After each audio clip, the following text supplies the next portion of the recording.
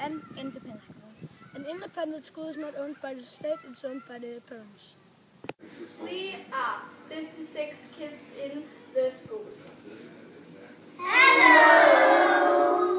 This is a purple group and they are 11 kids. Hello! This is red group and they are 20 kids. Hello!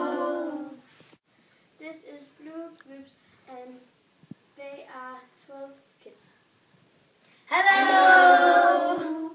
This is green group and we are 13 kids.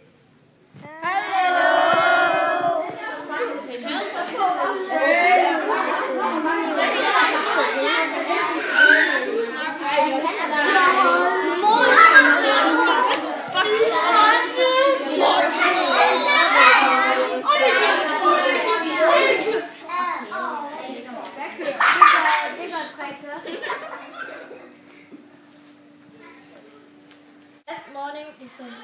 We light 5 candles and then act quiet. And we sit on the floor with our little friend. Here is our little friend. Hello! Hello.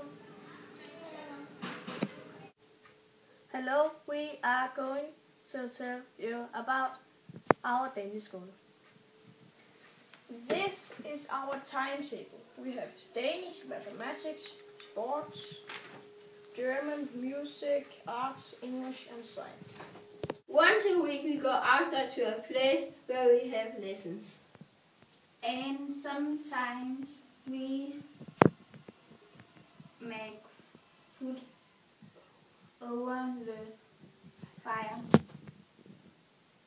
Hello, on Fridays we have workshops. The whole school is put into new groups with kids of all ages.